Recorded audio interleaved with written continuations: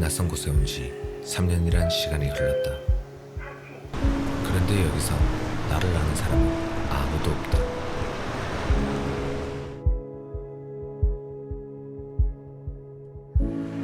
처음엔 남을 신경 쓰지 않아도 되니 편하고 좋기만 했다. 하지만 결국 난 외로움에 빠지게 되었다.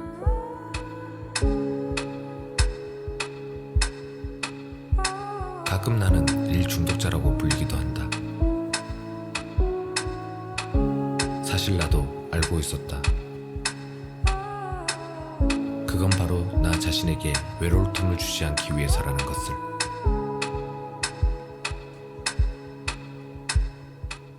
난 시간이 갈수록 이것 하나 못 이겨내면 험한 세상 어찌 살겠어라며 노력이란 명목하에 나 자신을 더욱더 속박했다.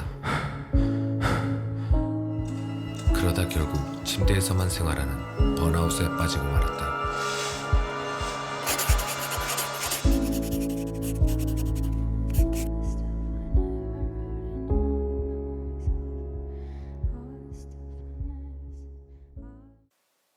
사실 이런 일이 이번이 처음은 아니었다. 내 기억엔 1년에 두세 번 정도였던 것 같다. 하지만 이번엔 조금 달랐다.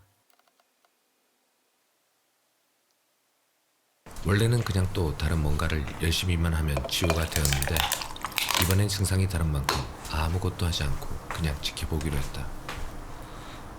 집안이 이렇게 난장판이라도 말이다.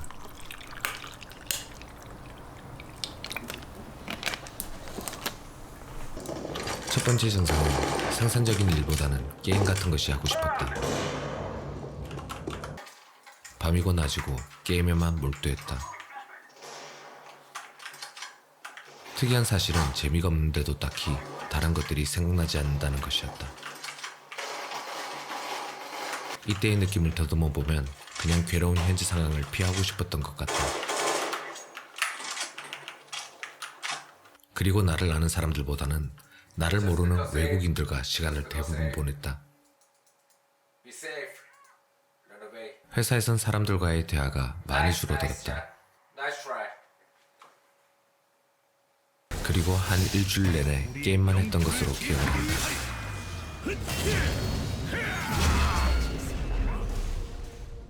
게임에만 몰두하다 보니 실력이 정말 많이 늘었다.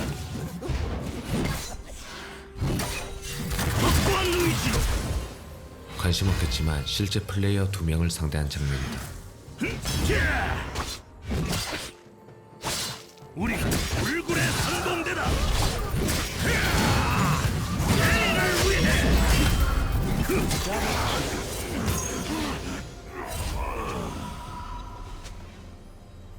아군이 당했습니다.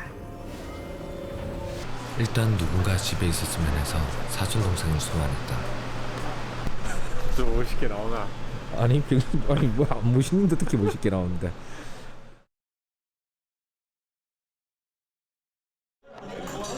일단 맛있는 것을 먹으면 좀 나아질까 해서 보쌈집을 찾았다. 혼자선 이런 메뉴를 먹고 싶어도 먹을 수가 없다. 108하면 2판 이긴다던데. 사촌 동생과 이런저런 이야기를 하면서 시간을 보내니 좀 나아졌다. 아니 사실 괜찮은 척을 했다.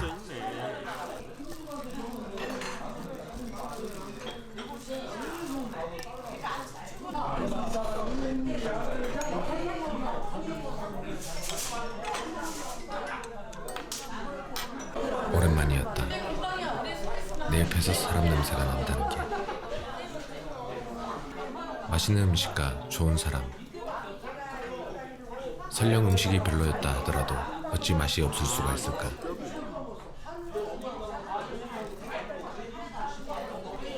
난 무의식적으로 스트레스를 받으면 매운 음식을 먹지 못하면서 매운 것만 찾게 된다. 내가 정말 많은 스트레스를 받고 있구나라는 것을 순간 알아차렸다. 뭐 어떻게 나와야 되는지 아니까 막 괜히 휘젓고 막. 와 맛있겠다. 와 대박. 처음에 저가 보쌈 김치 딱 얹고. 와 근데 형 뭐하나 했다. 와 다이나믹하게 먹네 싶었는데 또 카메라가 이 하고 있으니까 좀 덜 부끄럽네.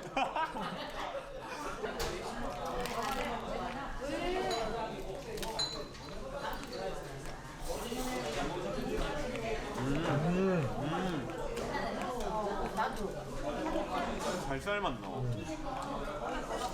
우리는 그렇게 즐거운 식사 시간을 보냈다.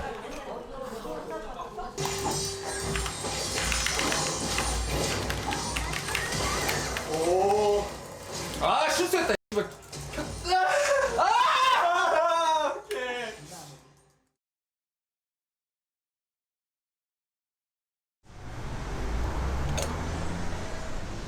나보다 어린 동생이지만 속이 깊은 녀석이다. 나의 기분을 풀어준다고 서울 구경을 가자고 했다.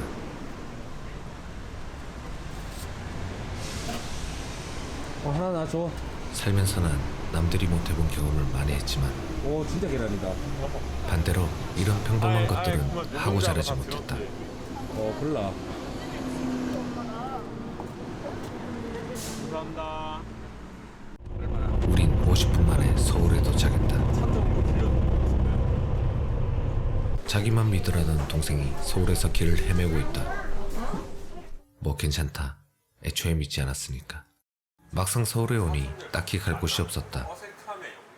우리는 맛집만 돌아다니기로 했다. 첫 번째 음식은 바로 초밥이다. 난 세상에 단 한 가지 음식만 먹으라고 한다면 초밥을 선택할 정도로 초밥을 사랑한다. 일단 밥이 들어간다는 것과 여러 가지 재료로 만들어지기 때문이다.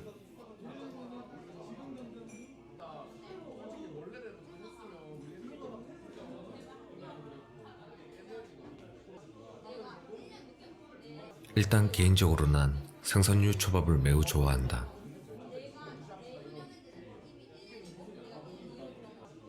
초밥은 정말 여러 가지 재료를 사용할 수 있는 기발한 음식이다. 육류든 생선이든 야채든 뭐든지 가능하니까 말이다. 사실 서울에 대한 기대가 컸었는지 실망도 컸다.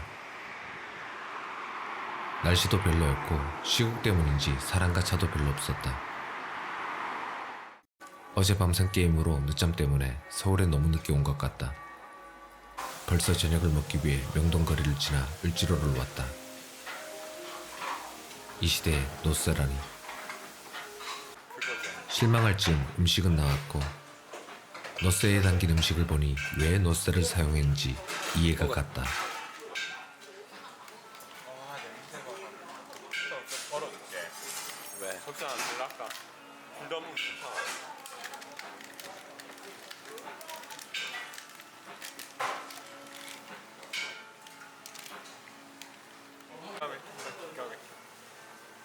자기 그릇에 건더기를 거의 다 건져주는 착한 내 동생. 무슨 개수작인지.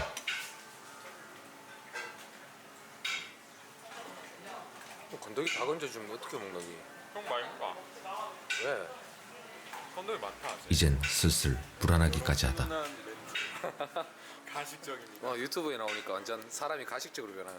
댓글 바로 단다. 이거는 대창덮밥이고 이거는 대창찌개. 대창찌개. 둘 다 한우 대창. 정말 여지껏 이런 것 한번 먹지 못하고 뭐하고 살았을까. 난 진짜 기대도 안 했는데 아니 이게 어떻게 완전 녹는 느낌이 나지. 정말 신기했다. 입에 넣으면 정말 녹아서 없어졌다. 진짜 미친 맛이었다.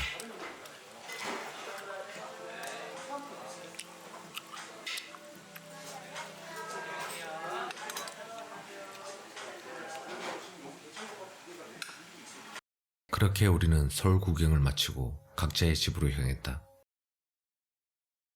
집이 썰렁해지니 공허함이 밀려왔다. 난 한 달에 30km 정도밖에 운전하지 않는다.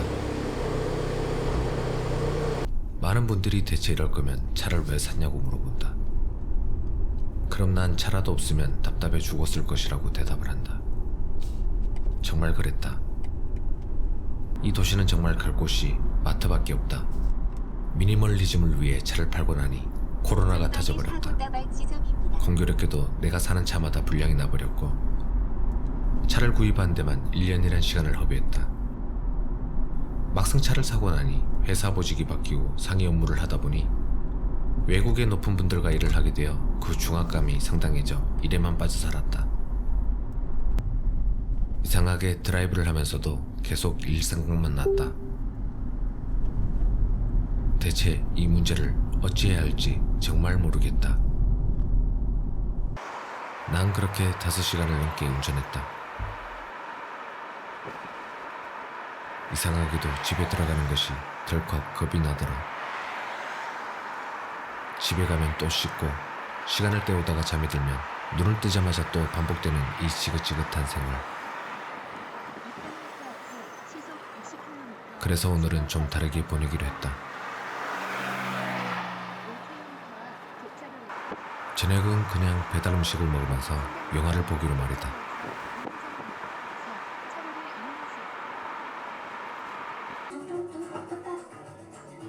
주변 사람들은 내가 얼마나 음악과 영화를 좋아하는지 모두 알고 있다.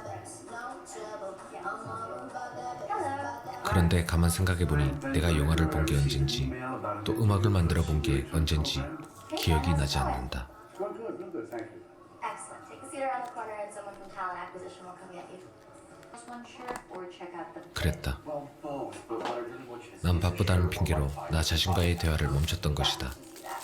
Try making the photo bit bigger and let that slide from make it more graphic. Yeah, that's cool. 처음으로 멍을 때리며 초박과 영화에만 집중하게 되었다. Back in action. Thank God. New interns, welcome to ATF.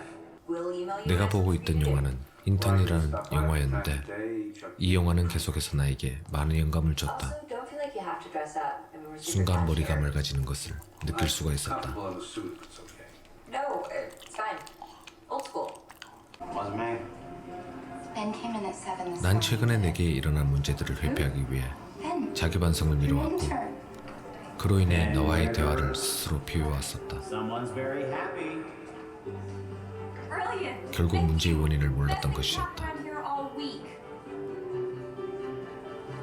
예전에 TV에서 천재 작곡가의 슬럼프 경험담을 본 적이 있는데 우연히 아무것도 하지 않고 놀기만 하다 다른 음악에서 영감을 받고 다시 일어섰다고 하더라.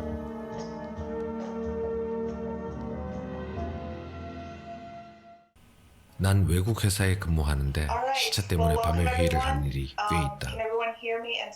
난 이 회의를 정말 끔찍하게 싫어한다. 그런데 이상하게 다시 뭔가 의욕이 솟기 시작했다. 아마도 인턴 영화를 보고 나서 초심을 찾은 것일지도 모른다.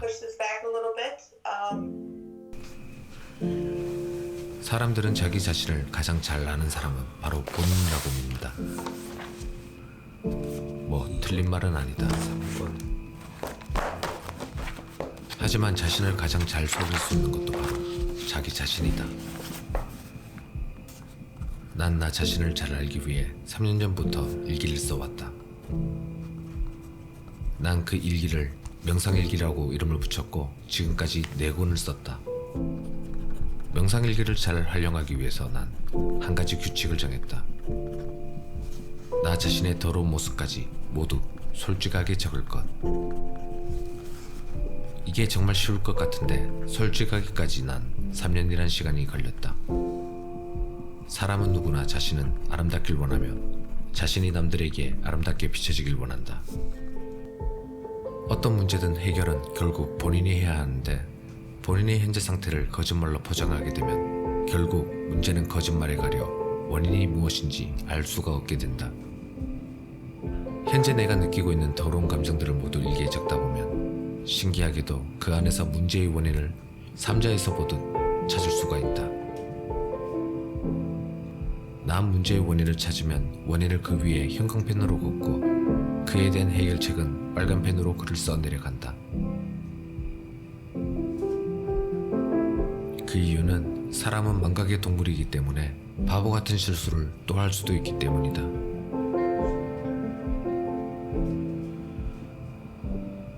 쉽게 말해 똑같은 문제가 발생했을 때 해결책을 잊지 않기 위해 쓰는 것이다.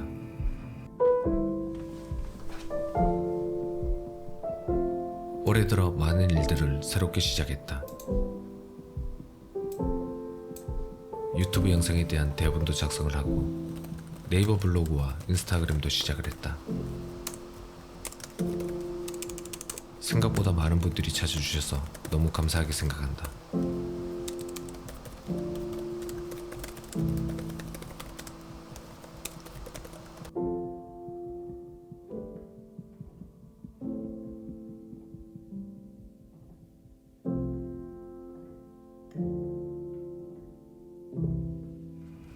그런데 난 목표에만 눈이 멀어 완벽주의자가 되어버렸다. 나 자신을 돌보지 않으면서 말이다.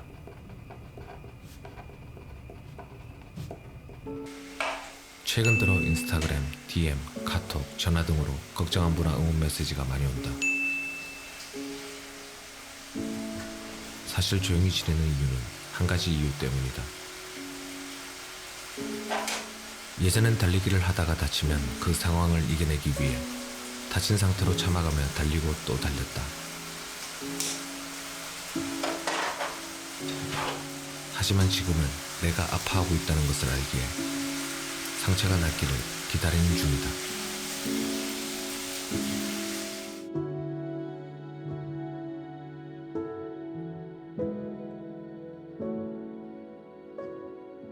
예전에는 어떤 일을 시작할 때 가장 중요한 일부터 시작했다면 지금은 3살짜리 꼬마도 할 수 있는 일부터 시작하고 있다. 마음의 병도 병인데 사람들은 자꾸 이겨내려고만 한다. 그래서 나는 내 마음의 상처를 긁지 않고 딱지가 않기를 기다리는 것이다. 매일마다 쉬운 집안일만 하다 보니 신기하게도 성취감이라는 것이 생기고 조금씩 뭔가 할 수 있다는 자신감이 생긴다.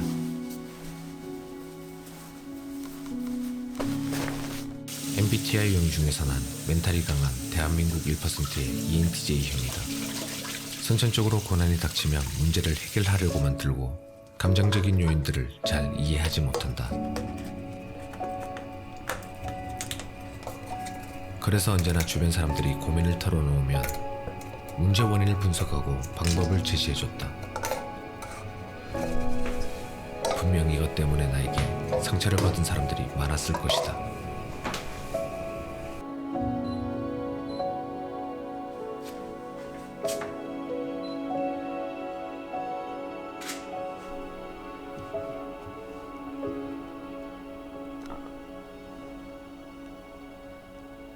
난 이번에 마음의 병으로 많은 것을 깨달았다.